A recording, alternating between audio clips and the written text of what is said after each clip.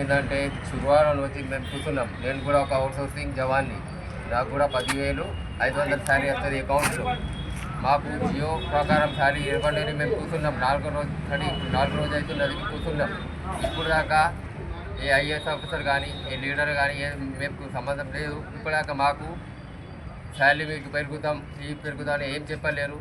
ఇప్పుడు sub collector sir incharge commissioner ఉన్నారు. ఆయన మొన్న చెప్తున్నాడు నేనైతే ఇప్పుడు ఇవ్వను, ప్రాపర్టీ ట్యాక్స్ లేదు మనకు. ప్రాపర్టీ ట్యాక్స్ అయిన తర్వాత మార్చ్ ఏప్రిల్లో నేను చూస్తాను. అప్పటిదాకా మీరు పని చేయండి. మేము పని చెయ్యం. ఎందుకంటే మాది హక్కు ఏమున్నది, ఆ హక్కు మాకు ఇవ్వాలా.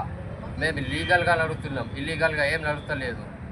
2021లో జియో ఉన్నది, ఆ జియో ప్రకారం శాలరీ ఇవ్వండి.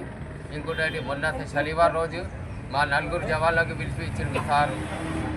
పిలిపించి పేర్లు చెప్పిండు. సలీము, ఆరిఫ్, అన్సార్, ఆరిఫ్, ఇంకా ఇమ్రాన్, గఫార్, బాబు, వీళ్ళ విజయ్, వీళ్ళ 7 కూడా తీసేయండి.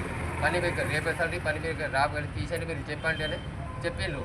మేము ఆఫీస్కి వచ్చిన తర్వాత వీళ్ళకి చెప్పేసిన తర్వాత సరే సార్ అన్నాడు, అవును సార్ అన్నాడు అంటే మేము చెప్పేసినాం. మళ్ళీ నెక్స్ట్ డే సండే రోజు పొద్దుగాల 6 గంటగా సార్ వచ్చిండు. సార్ వచ్చిన తర్వాత వీళ్ళతో కల్పించిండు.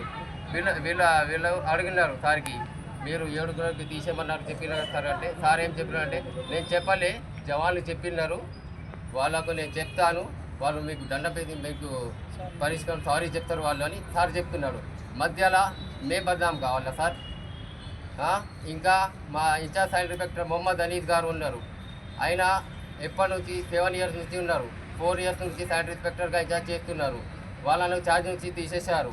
ఎందుకంటే వాళ్ళు లేరని. నేనే సార్ది లీవ్ లెటర్ పోయి తీసుకొని మెడికల్ హెల్త్ కోసం నేను ఆల్రెడీ పోయిన సబ్ కలెక్టర్ సార్ దగ్గర.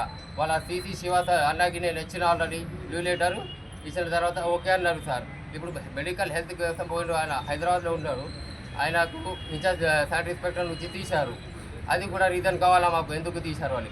ఇంకా సబ్ కలెక్టర్ సార్ దగ్గర పొద్దుగాల నుంచి రాత్రి 10 వరకు మేము పని చేసినాం. మా సార్ కూడా చేసినారు అని సారు, మేము కూడా చేసినాం. వీళ్ళతో పాటు మొత్తం డ్రైవర్లు కూడా, ట్రాక్టర్ డ్రైవర్లు కూడా మినిమం 200 ట్రిప్స్ 300 ట్రిప్స్ కొట్టినాం. సార్ది ఇది తీసేస్తే ఎట్లా ఉంటుంది? కనీసం నోటీస్ ఇవ్వాలా? నోటీస్ ఇవ్వకపోతే ఎట్లా? నోటీస్ ఇవ్వలేదు, ఏం లేదు. టార్గెట్ చేస్తున్నారు అలీ సార్ని. టార్గెట్ చేసి ఇన్ఛార్జ్ నుంచి తీసిన తర్వాత వేరే వాళ్ళకి ఇన్ఛార్జ్ ఇచ్చిండు. వేరే వాళ్ళకి ఇన్ఛార్జ్ ఇచ్చిన తర్వాత వేరే వాళ్ళు ఇప్పుడు మురారి అని ఉన్నాడు, ఇన్ఛార్జ్ ఇచ్చిండు. ఆయన ఇక్కడ వచ్చిన ఏం చెప్తున్నాడు, మీకు హెల్త్ ఇన్సూరెన్స్ కావాలా, మీకు ఫ్యామిలీకి ఇన్సూరెన్స్ ఉండాలా, అది ఉండాలా అని చెప్తున్నాడు. నాకు సపోర్ట్ ఏం చేస్తాడు. ఇక్కడ కూడా గేమ్ ఆడుతున్నాడు, అక్కడ కూడా గేమ్. అక్కడ ఇన్ఛార్జ్ తీసుకున్నాడు, ఇక్కడ వచ్చిన తర్వాత మాకు ఇట్లా చెప్తున్నాడు. 2 మాటలు చెప్తున్నాడు ఆయన. ఎందుకు ఇట్లా మాది హక్కు ఇట్లా, మరి మాకు హక్కు ఇవ్వాలా కదా. ఇంతకుముందు 3 నెలల కింద మేము కూర్చున్నాం. సబ్ కలెక్టర్ సార్ అన్నాడు నేను తీసేస్తా, ఒక్కొక్క పాయింట్ నేను తీసిన తర్వాత నేను చెప్తాను, నేను చేస్తాను. మీ హెల్త్ క్యాంప్ చేయించాను. జస్ట్ హెల్త్ క్యాంప్, మాది హెల్త్ చెకప్ చేసిండ్రు అంతే. హెల్త్ ఇన్సూరెన్స్ లేదు మాకు, మా ఫ్యామిలీకి హెల్త్ ఇన్సూరెన్స్ లేదు, ఏం చేయలేదు. శాలరీ కూడా ఆల్రెడీ మా డిమాండ్స్ శాలరీ పెరగాల, మా పిఎఫ్ క్లియర్ చేయాలా.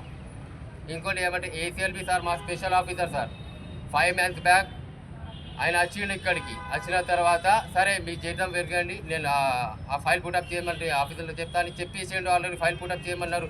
ఇప్పటిదాకా ఫైల్ పుటప్ చేయలేరు. ఎందుకు? ఫైల్ పుటప్ చేసిన తర్వాత స్పెషల్ ఆఫీసర్ గారు ఆయన చెప్తున్న తర్వాత వినాలా కదా. మా డి సార్ అంటున్నారు సబ్ కలెక్టర్ సార్కి లెటర్ ఇవ్వండి. ఎందుకు ఇస్తాం సార్ లెటర్? ఆల్రెడీ ఏసీఎల్బి సార్కి లెటర్ ఇచ్చినాం. సబ్ కలెక్టర్ సార్కి ఎందుకు ఇస్తాం? మా డి సార్ కూడా అటు మాట్లాడుతున్నాడు, ఇటు మాట్లాడుతున్నాడు. ఎందుకు డి సార్ ఇట్లా? మేము